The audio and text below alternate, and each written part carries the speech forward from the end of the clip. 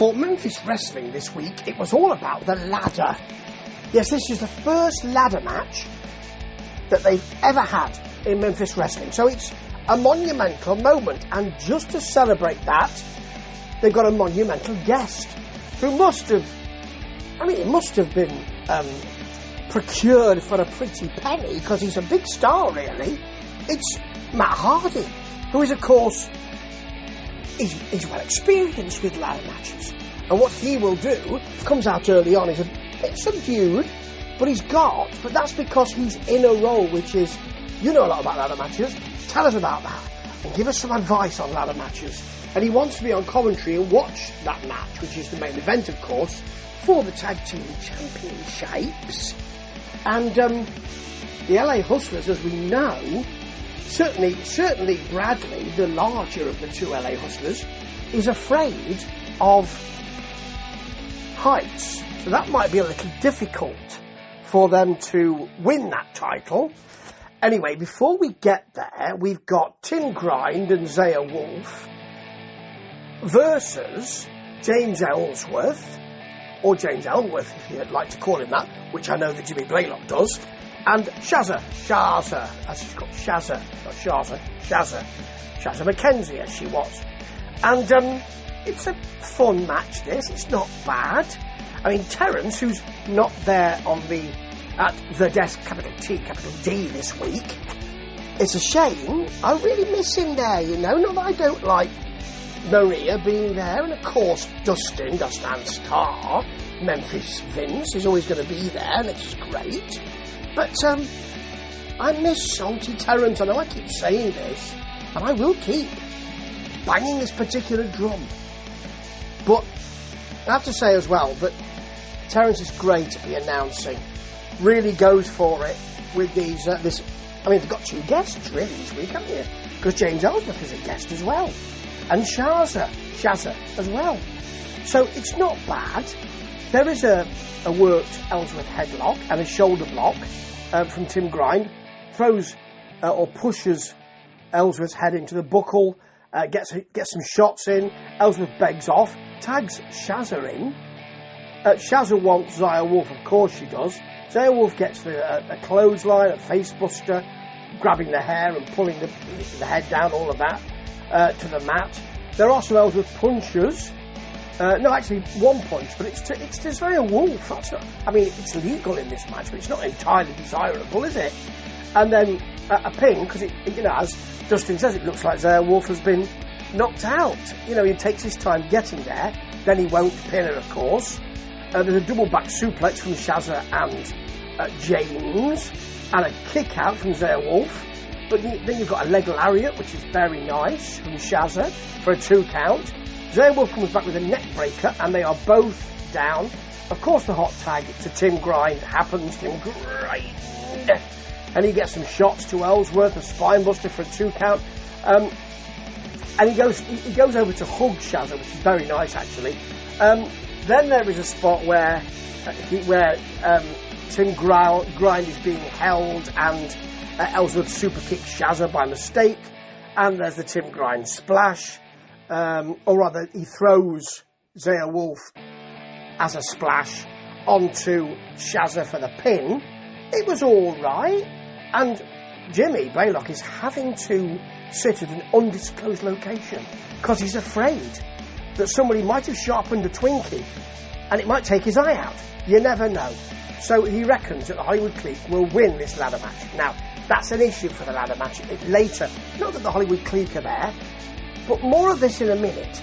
Mike Anthony, though, has got an open challenge, and coming out of the same locker room, the good guys' locker room these days, is Gio Savage. It's very sweet that a young fan does the shoulder shuffle, and Maria finds Dustin doing that shoulder shuffle quite funny. So they get on really well on the desk, and I like that.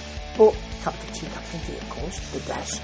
But I still miss Terence there. Now, this match, I really like Gio Savage's work, and I really like Mike Anthony's work, as you know. But you can't knock a coconut down every time. And this match is a little bit quiet. Terence does the announcing very well. It's for the Internet Championship, of course. And they do stare at each other to show their intent. But there are big Geo shoulders to begin with and a knee. Anthony comes back, Mike Anthony comes back with a knee to the face, which is quite nasty actually. There was a double clothesline, they're both down, folks. And a nice Geo spinning kick. He tends to put people down with that spinning kick and out. But he gets a 2.999 for it. Then Mike Anthony decides that he'll hit a kind of, or he'll cinch in, a kind of what Dustin calls a triangle choke. I suppose it is, but it's a standing choke. And Geo Savage fades to one knee, fades to the mat, he's out of there, and it's a TKO. But it was a bit anemic, the whole thing. It wasn't what I might have wanted. But as I say, you can't knock a coconut down every time.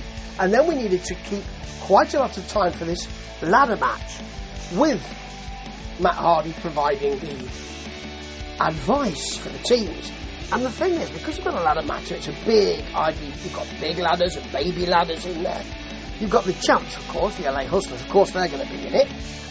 With the big mains, who are Big John Dalton and Kay Tuma. They seem to have got themselves together last week. There's the O'Neills, Stephen and Devon. There's the Clique. There's the Righteous Path. And there are the Twins of Salem. There's a lot of people in that ring.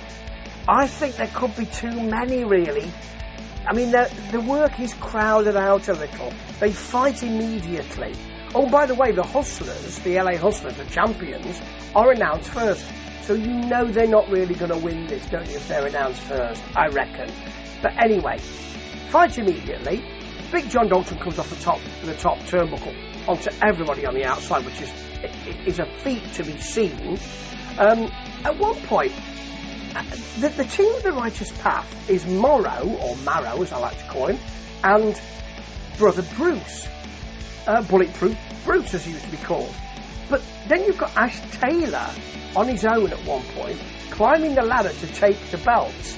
Well, if he did, they'd have to put the belts back up there, because he's not in the tag team, is he? No one seems to mention that. But the Twins back suplex him onto a ladder, now, that's set up in the corner. He didn't half look behind him just to think, is this right? Am I going to go onto the ladder? I mean, I can understand why you would. I can understand that. And you've got Bradley not wanting to go up onto the ladder. He's dumped off the ladder. Devon gets a what's up as his brother, I think it's Devon or it's Stephen, one of the two, is holding the legs of Bradley open, and we get that what's Dudley thing. Yeah.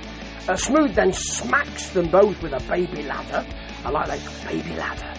And Collins, Ray, all the way, Ray, he is flipped all the way onto another ladder. Tuma then chokes Collins on the outside.